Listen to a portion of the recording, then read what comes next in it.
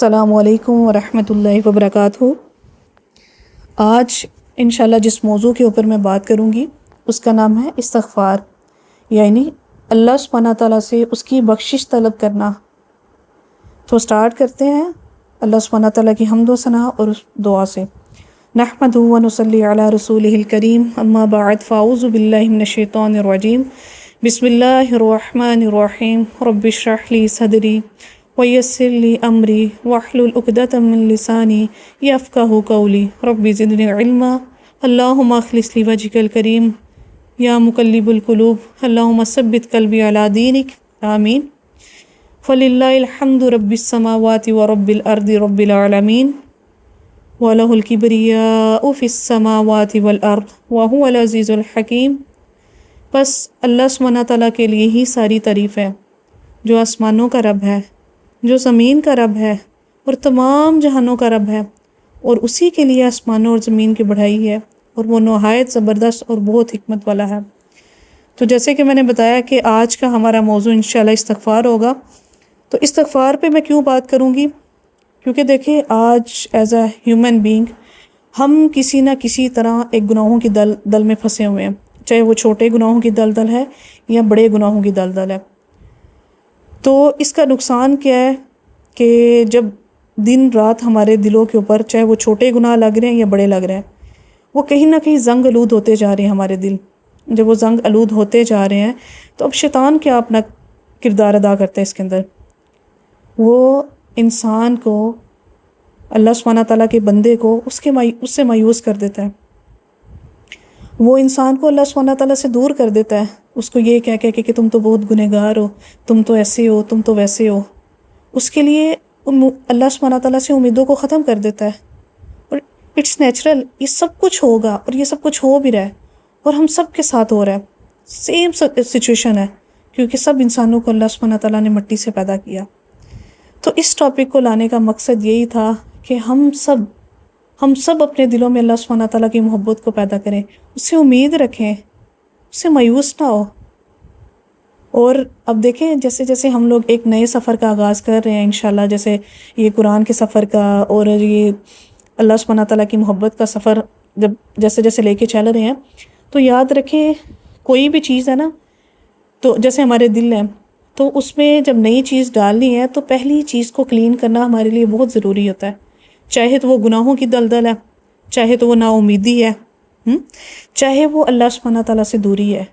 تو انشاءاللہ آج ہم اس کے اوپر کام کریں گے اور ایک امید بری ایک چیز لیں گے اس لیکچر سے۔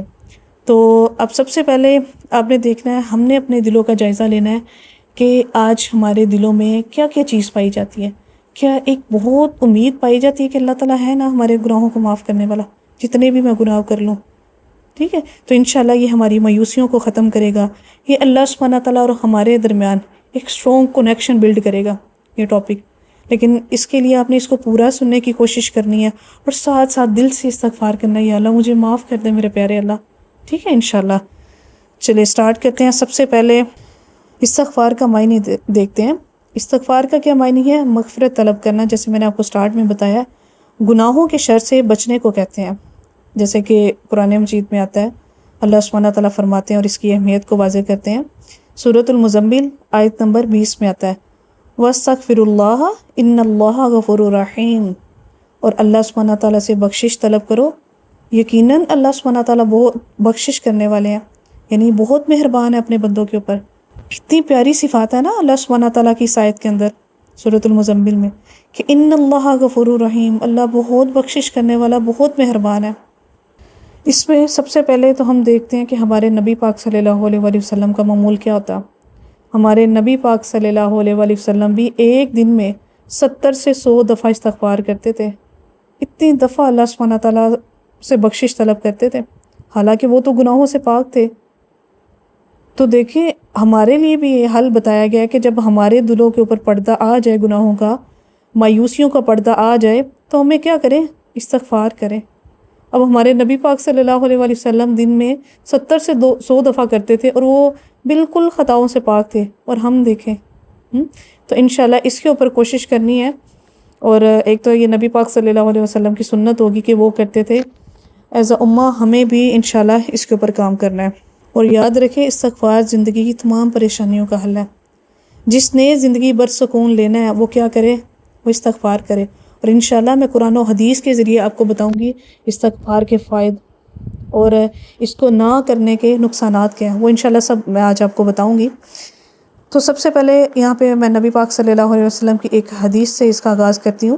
رسول اللہ صلی اللہ علیہ وآلہ وسلم نے فرمایا، اللہ کی قسم جس کے ہاتھ میں میری جان ہے، اگر تم لوگ گناہ نہ کرو تو اللہ سبحانہ تعالیٰ اگر تم لوگ گناہ نہ کرو تو اللہ سبحانہ تعالیٰ تم لوگوں کو ختم کر دے، تو پھر کیا کرے؟ وہ کسی دوسری قوم کو لے آئے گا۔ وہ لوگ گناہ کر کے اللہ سبحانہ تعالیٰ سے استغفار کریں گے اور اللہ سبحانہ تعالیٰ ان کی مغفرت فرمائیں گے۔ کتنی ایک پر امید ہمارے لیے یہ حدیث ہے کہ اللہ تعالیٰ کو پسند ہے ایک بندے کا بار بار استغفار کرنا، بندے کا بار بار توبہ کرنا۔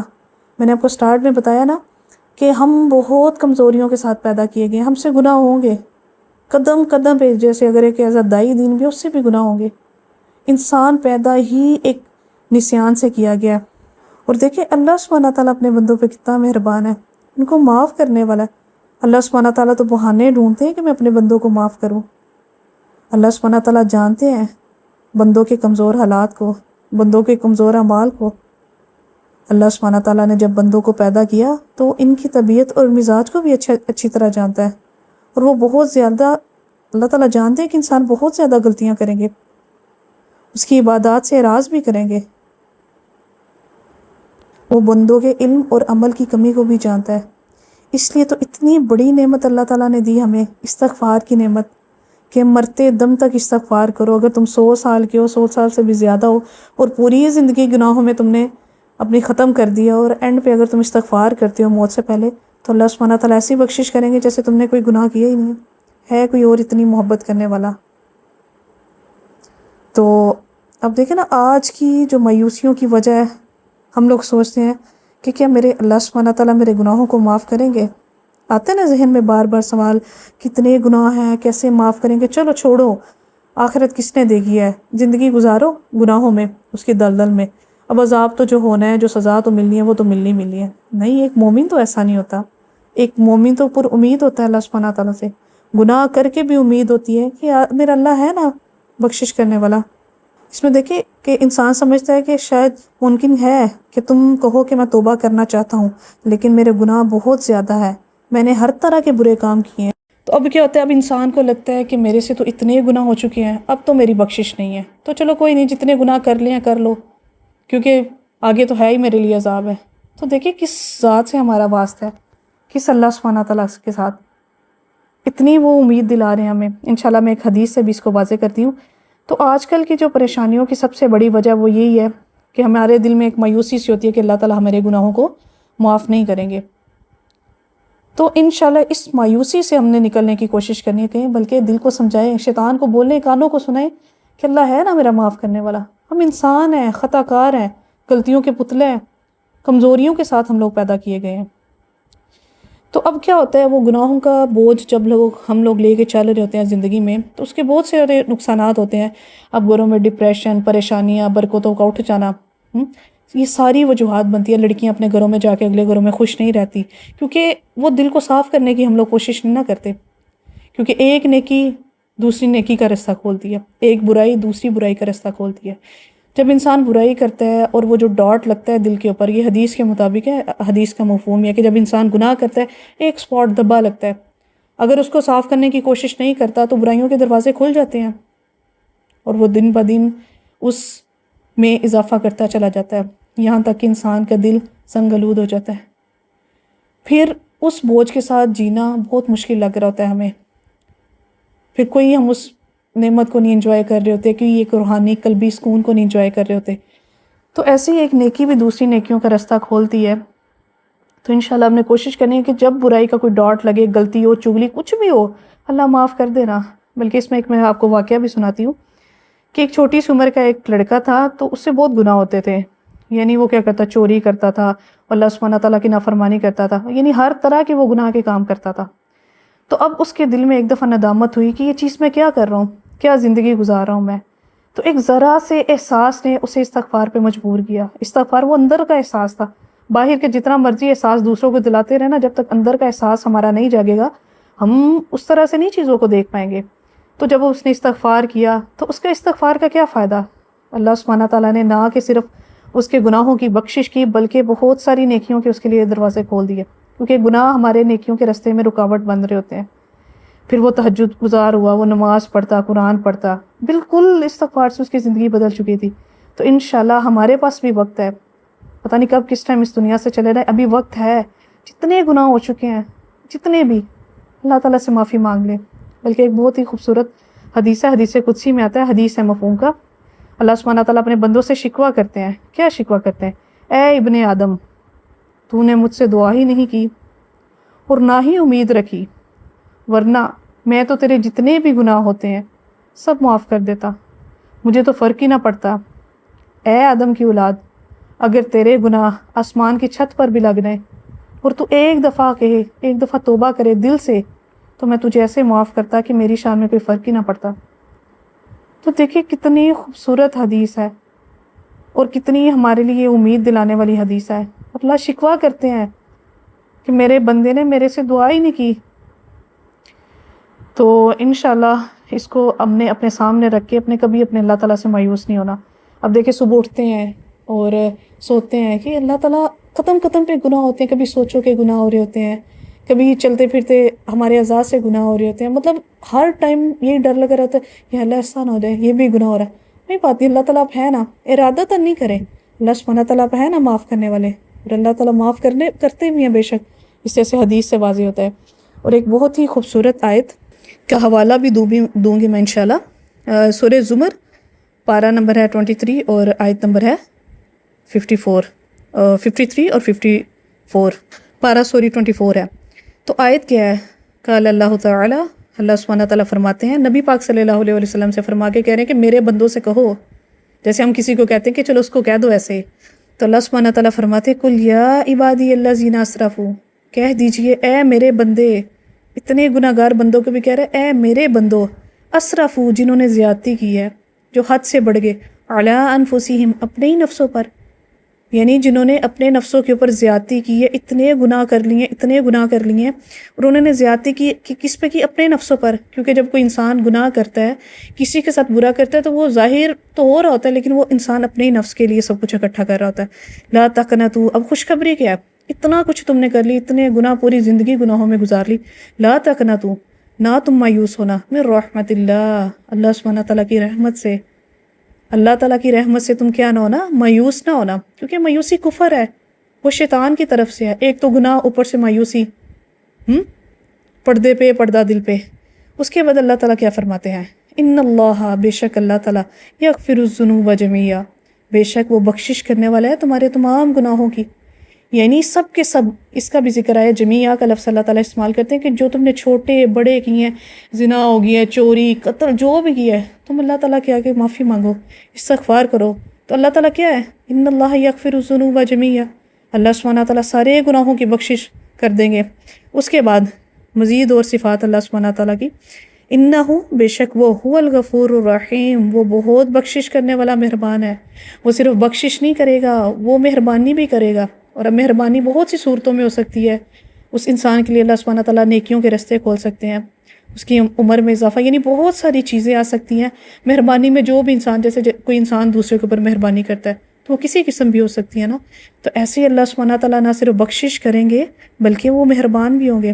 لیکن تم کیا کرو؟ کب تک تمہارے پاس ہے؟ وہ انیبو، اب توبہ کرنے کے بعد کیا کرو؟ کیونکہ اگر تم نے توبہ کر لی اور تم نے اللہ سبحانہ تعالیٰ کی طرف رجوع نہ کیا تو اس کا نقصان کیا ہوگا؟ تم دوبارہ اسی زندگی میں چلے جاؤ گے. تو بخشش مانگنے کے بعد کیا کرو؟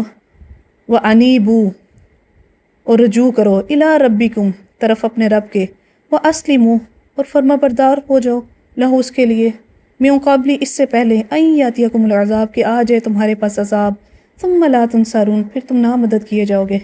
یعنی پھر تمہیں یہ آیت نہیں کام آئے گی، پھر اللہ تعالیٰ موقع نہیں دے گا جب عذاب آ جائے گا. اب دیکھیں اللہ تعالیٰ ہمیں خبردار کر رہے ہیں کہ اس دن سے پہلے، جس دن تمہاری کوئی مدد کرنے والا نہیں ہوگا، اس سے پہلے استغفار کرو، اللہ کی طرف رجوع کر لو. زندگی بہت مختصر سی ہے. Life is a journey from اللہ ٹو اللہ.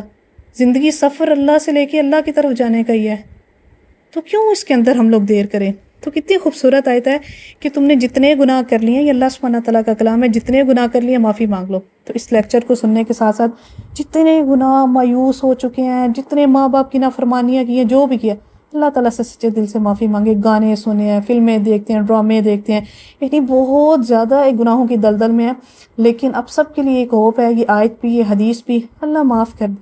اللہ سبحانہ تعالیٰ تو اتنا پیار کرتے ہیں، آپ تو الغفور ہے اور رحیم ہے، آپ تو ذنوب سارے گناہوں کو معاف کرنے والے ہیں۔ تو اللہ تعالیٰ آپ کتنی زیادہ رحمتیں ہیں، میرے گناہ تو اس کے سامنے کچھ بھی نہیں ہے۔ اللہ سبحانہ تعالیٰ میرے لیے میرے گناہ بہت بڑے ہیں، لیکن آپ کے لیے تو نہیں ہے نا۔ اللہ اپنی رحمت سے میرے گناہوں کو معاف کر دے۔ تو پھر انشاءاللہ دیکھیں اللہ سبحانہ تعالیٰ نہ صرف گناہوں کو معاف کریں گے، بلکہ بہت سے ہمارے لیے رحمتوں کے دروازے بھی کھولیں گے انشاءاللہ۔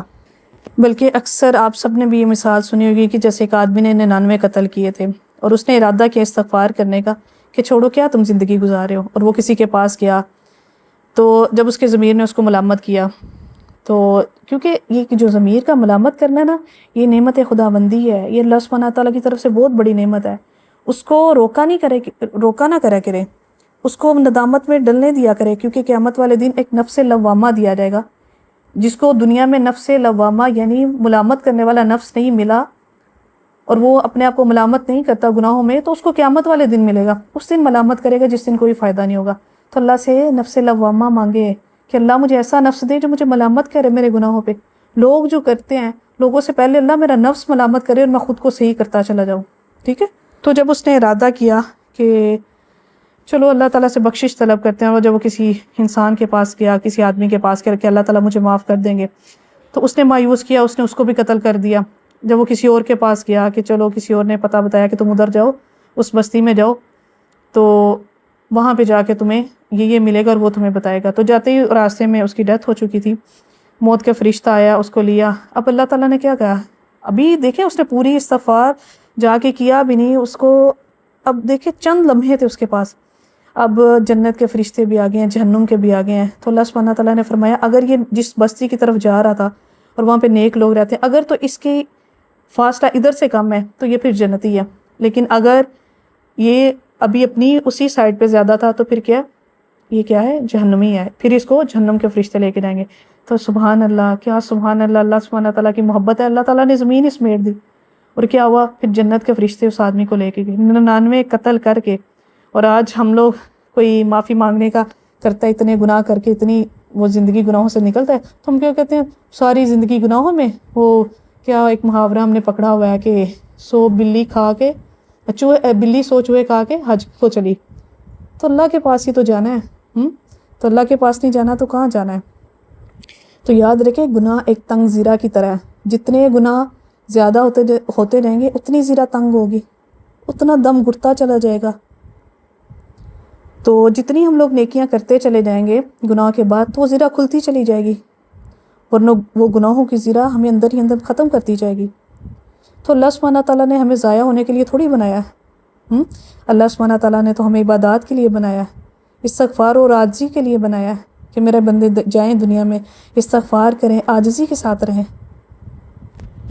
تو اب دیکھیں، اب ہم نے اس چیز کے اوپر سوچنا ہے کہ ہم لوگ کتنا اللہ سبحانہ تعالیٰ کے آگے استغفار کرتے ہیں۔ ایک مخلص مومن جو ہوتا ہے وہ عبادات کر کے بھی راتوں کو روتا ہے، وہ جاگتا ہے، وہ استغفار کرتا ہے، اللہ سے معافی مانگتا ہے، کیونکہ ہر عظیم عبادت کے لیے بھی استغفار کا حکم دیا گیا قرآن میں۔ جیسے حج جیسی عبادات ہے، جیسے تہجد کتنی عظیم عبادت ہے، اس کے ساتھ بھی کیا کرو کہ استغفار کرو، کیونکہ ہماری ہر نیکی میں کوئی نہ کوئی کمی ہوتی ہے۔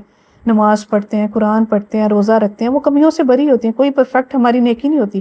تو کیا کرو، اس میں بھی تم استغفار کرو، اللہ سبحانہ تعالیٰ سے بخشش طلب کرو، کیونکہ استغفار ایک عاجزی کی علامت ہے، یا اللہ مجھے معاف کر دے، اللہ کو بڑا مان کے۔ تو جو استغفار نہیں کرتا وہ انسان ایک تکبر کا شکار ہو جاتا ہے۔ تو دیکھیں دنیا میں کوئی ایسا نہیں ہے جو بار بار غلطیوں پر معاف کرے، جو بار بار ہمارے عیبوں پہ پردہ ڈالے، یہ اللہ سبحانہ تعالیٰ کی ذات ہی ہے۔ جب وہ اتنا پیار کرتے ہیں تو ہم لوگ کیوں نہ اس کے پاس جائیں؟ گناہ ہو گیا نا، کوئی بات نہیں، یا اللہ معاف کر دے، ایک آنسو بہا لیں، یا اللہ معاف کر دے، آنسو نہیں آ رہا کر لیں، اللہ تعالیٰ مجھے معاف کر دے۔ دیکھیں اللہ تعالیٰ بندے کی توبہ سے کتنے خوش ہوتے ہیں۔ بلکہ اس میں آپ کو ایک واقعہ بھی شیئر کروں گی، مفہوم یہ واقعے کا کہ ایک آدمی تھا، وہ صحرا میں گیا تھا، سنا بھی ہوگا آپ لوگوں نے، وہ صحرا میں گیا اونٹ کے ساتھ، اور پتہ ہے جب انسان صحرا میں جاتا ہے تو اس کا ساز و سامان اس اونٹ کے اوپر ہوتا ہے، کیونکہ دور دور تک کوئی آبادیاں نہیں ہوتی، کوئی پانی کے سورس کو کچھ بھی نہیں ہوتا، اس کا سارا ایک زندگی کا جو انحصار ہوتا ہے وہ اس اونٹ کے اوپر ہوتا ہے سارا. تو اس نے اونٹ کو باندھا اور وہ کھل کے کہیں چلا گیا، تو سمجھے کہ اس انسان کی اب زندگی ختم ہو چکی. تو تھوڑی دیر بعد جب اونٹ اس کو مل جاتا ہے وہ اتنا خوش ہوتا ہے کیونکہ اس کو دوبارہ زندگی مل جاتی ہے. تو وہ خوشی میں کیا کہتا ہے کہ اللہ تو میرا بندہ اور میں تیرا رب. اتنی اس کو خوشی ہوتی ہے. ایسے ہی اللہ سبحانہ تعالیٰ کی طرف جب ہم پلٹتے ہیں، ہم توبہ کرتے ہیں سچے دل سے، اللہ سبحانہ تعالیٰ بھی ایسے خوش ہوتے ہیں. اللہ سبحانہ تعالیٰ تو الغفار ہیں، بہت گناہوں کو معاف کرنے والے ہیں. اس میں آپ کو قرآن مجید میں انسان کے لیے جو 3 الفاظ استعمال کیے گئے ہیں اس کا دیکھ الغفار کے ساتھ میں آپ کو بتاتی ہوں کہ اللہ سبحانہ تعالیٰ کی یہ صفت کیسی ہے. انسانوں کو قرآن میں اکثر ظالم کہا گیا ہے، مطلب جہاں پہ اکثر تو نہیں کہا گیا لیکن کہیں پہ ظالم آتا ہے لفظ، کہیں پہ ظلوم آتا ہے، کہیں پہ ظلام آتا ہے تشدید کے ساتھ. ظالم کا مطلب ہوتا ہے ظلم کرنے والا، ظلوم کا مطلب ہوتا ہے بہت ظلم کرنے والا، اور ظلام تشدید کے ساتھ جو کسی چیز کی ایک اس کو ظاہر کرتی ہے شدت کو کہ بہت زیادہ ظلم کرنے والا. اچھا، اب اس کے بالمقابل اللہ سبحانہ تعالیٰ کے بارے میں کیا آتا ہے؟ جہاں پہ انسان اگر ظالم ہے تو اس کا رب غافر ہے، یعنی اس کے گناہ معاف کرنے والے ہیں. اگر انسان ظلوم ہے تو اس کا رب الغفور ہے، بہت معاف کرنے والا ہے. اگر گناہوں میں انسان اتنا زیادہ چلا جائے کہ اس کے لیے صرف ظلام استعمال ہو، بہت زیادہ گناہ کرنے والا، تو اس کا رب کیا ہے؟ اس کے بدلے میں الغفار ہے تشدید کے ساتھ، کہ بہت زیادہ بخشش کرنے والا اپنے بندوں کی. اب کتنی خوبصورت یہ چیز ہے، جہاں پہ اللہ گناہوں کا ذکر کرتے ہیں ساتھ اللہ کہتے ہیں کہ میں بخشش کرنے والا ہوں. اب الغفار کا معنی کیا ہے؟ کہ جب دیکھیں اللہ سبحانہ تعالیٰ اس میں پہلا مرحلہ کیا ہوتا ہے کہ الغفار جب وہ بندے کی بخشش کرتا ہے تو وہ کیا کرتا ہے؟ وہ اپنے دفتروں سے ان کے نشانات بھی مٹا دیتا ہے کہ میرے بندے نے کوئی گناہ بھی کیا. اب دوسرا کیا الغفور کیا ہے؟ اس کا معنی ہے کہ وہ ملائکہ بھی بندوں کے لیے ملائکہ کے لیے بھی بندوں کے برے افعال کو مٹا دیتا ہے، وہ بلوا دیتا ہے کہ میرے بندے نے کوئی برا عمل بھی کیا. اب تیسرا کیا ہے؟ الغفار تشدید کے ساتھ جو آتا ہے، اس کا معنی ہے کہ بندوں کی سچی توبہ کے بعد وہ خود انسانوں کو بھی بلوا دیتا ہے کہ میرے بندے نے کوئی گناہ کیا، جو سب سے اہم ہے. کیونکہ جب انسان اپنے ہر ٹائم ذہن میں ڈپریشن میں رہے کہ میں گناہ گار تو اس سے آگے کوئی کام نہیں ہوتا. ٹھیک ہے، تو اپنے آپ کو بھی بھول جانا ہے کہ میں نے کوئی گناہ کیے اللہ سبحانہ تعالیٰ کی توفیق سے، تو اس سے بڑھ کے کیا ہو سکتا ہے؟ کبھی بار ایسا ہوتا ہے نا، ہم سے بار بار گناہ ہو رہے ہوتے ہیں اور بار بار پھر نیکی کا موقع مل جاتا ہے اور ایک پرسکون دل کا سکون ہوتا ہے. تو وہ کیا ہوتا ہے؟ اللہ تعالیٰ ہمارے پچھلے گناہوں کو ہمیں بلا رہے ہوتے ہیں کہ اگر میرا یہی یاد رہا پھر آگے ہمارے لیے کام کرنا مشکل ہو جاتا ہے. تو کتنی خوبصورت اللہ سبحانہ تعالیٰ کی صفات ہے نا. بلکہ اللہ سبحانہ تعالیٰ حدیث قدسی میں آتا ہے کہ گناہ گاروں کا رونا، آہو پکار کرنا، گڑ گڑانا مجھے تسبیح پڑھنے والوں کی آوازوں سے بھی زیادہ محبوب ہے. اب دیکھ لیں کہ اللہ سبحانہ تعالیٰ کی ایک تسبیح ہے سبحان اللہ و بحمدہ. اللہ کون نہیں چاہتا اس کی تسبیح نہ کی جائے، اس کی تعریف نہ کی جائے، لیکن اللہ سبحانہ تعالیٰ فرماتے ہیں کہ گناہ گاروں کا رونا، اس کا آنسو، اس کی آہ پکار کرنا، اس کا گرانا اس تسبیح سے بھی زیادہ افضل ہے. سبحان اللہ. اب اللہ نے اپنے آپ کو ایک سائڈ پہ رکھے کہ اپنے بندوں کو مارجن دیا ہے کہ تم اگر روتے ہو تو مجھے اس سے زیادہ عظیم ہے تمہارا رونا. تو قیامت والے دن اللہ سبحانہ تعالیٰ بہانے ڈھونڈیں گے، اس کی رحمت بہانے ڈھونڈیں گے بندوں کو معاف کرنے کے لیے. اس دن بلکہ کیا ہوگا، شیطان کو بھی لگے گا شاید اللہ سبحانہ تعالیٰ آج مجھے بھی معاف کر دیں گے. تو اللہ سبحانہ تعالیٰ کی رحمت و بہانے تلاش کر رہی ہے، لیکن ہم کہیں بھولے بس رہے، ہم لوگ بھول گئے ہوئے ہیں کہ ہمارا اللہ تعالیٰ کتنا غفور ہے، کتنا تواب ہے. قرآن میں تقریباً 91 دفعہ الغفور کا لفظ آیا اور 5 مرتبہ تقریباً الغفار کا لفظ آیا. جب گناہ ہو جائے، دل بوجھل ہو تو دل رو کر استغفار کرے، دو نوافل پڑھ لیں، نوافل پڑھ کے اللہ تعالیٰ سے استغفار کرے، ایسا ہوگا جیسے ہم نے کوئی گناہ کیا ہی نہیں ہے. تو انشاءاللہ آج سے اس لیکچر کے سننے کے بعد ہم نے اپنے اللہ سے مایوس نہیں ہونا. جتنے بھی گناہ ہو چکے ہیں، یا اللہ ہے نا میرا اللہ تعالیٰ معاف کرنے والا، اور وہ واقعی معاف کرنے والا. یہ کوئی جھوٹ یا اس میں کوئی ایسی چیز نہیں ہے، کیونکہ میں نے آپ کو احادیث اور قرآن کی آیت سے میں نے بتایا. بلکہ استغفار کے تو معجزات بھی ہیں. ایک دفعہ امام جو کثرت سے انسان استغفار کرتا ہے اس کے لیے بہت سارے معجزات ہیں، وہ انشاءاللہ قرآن کی روح سے بھی میں آپ کو بتاتی ہوں.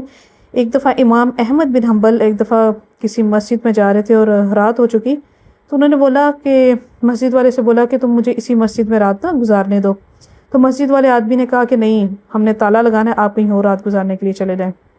تو وہاں پہ ایک آدمی تھا جس کی نان کی دکان تھی، تو وہ ساتھ ساتھ کام کرتا تھا، ساتھ ساتھ استغفار کرتا. اور امام احمد بن حنبل ان کے پاس تھے، اور انہوں نے پوچھا کہ اس کا کیا فائدہ تم نے اپنی زندگی میں دیکھا ہے؟ بتایا نا کہ میں استغفار بہت کرتا ہوں.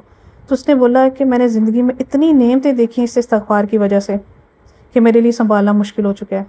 صرف میری ایک دعا ہے جو ابھی تک پوری نہیں ہوئی، ہر دعا میری قبول ہوئی ہے. تو اس نے بتایا کہ ایک دفعہ مطلب میری جو خواہش ہے امام احمد بن حنبل سے ملنا. تو اب جب انہوں نے سنا تو انہوں نے بولا کہ اللہ تعالیٰ کیسے، اللہ تعالیٰ اس امام احمد بن حنبل کو بھی اللہ تعالیٰ نے ان کے سامنے لا کے بٹھا دیا. کیسے اللہ تعالیٰ دیکھے اپنے بندوں کی سنتا ہے. تو کثرت سے استغفار کرنا، اتنا استغفار کرنا کہ اللہ تعالیٰ ہماری زندگی میں معجزات دکھانے لگ پڑے انشاءاللہ. اب میں انشاءاللہ آپ کو استغفار کے فائدے بتاؤں گی اور نہ کرنے کے نقصانات بتاؤں گی. تو استغفار کرنے کے سب سے پہلے فائدے کیا ہیں؟ توبہ کرنے والے، استغفار کرنے والے کیا ہوتے ہیں؟ اللہ سبحانہ تعالیٰ کے محبوب بندے بن جاتے ہیں. ان کا شمار پھر اللہ کے محبوب بندوں میں ہوتا ہے. اللہ سبحانہ تعالیٰ اس کی بخشش کرتے ہیں، اس سے اس کی پریشانیاں، اس سے غم دور کر دیتے ہیں، اس سے تنگ دستی کو دور کر دیتے ہیں، اس کے رزق میں فراوانی آ جاتی ہے. ایسی جگہ سے اللہ سبحانہ تعالیٰ اس کو رزق دیتے ہیں کہ جہاں سے انسان کا گمان بھی نہیں ہوتا.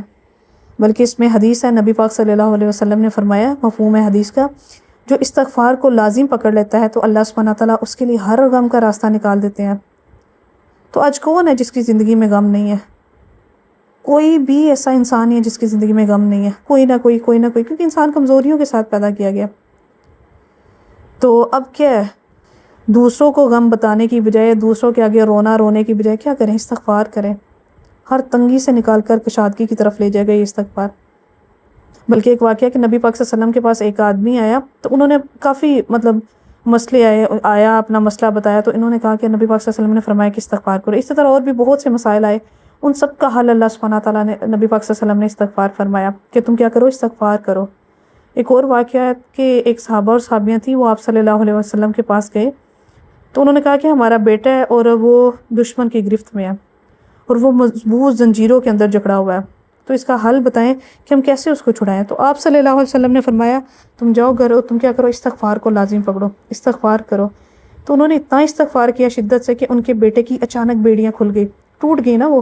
اور کہیں پاس ہی باڑے میں اونٹ تھا، بلکہ بہت سارے اونٹ تھے، اونٹ کھل گیا اور اونٹ اس کے پاس آ گیا اور وہ وہاں پہ بیٹھا اور اپنے گھر واپس آ گیا، اور باقی سارے اونٹ بھی اس کے پیچھے آ گئے.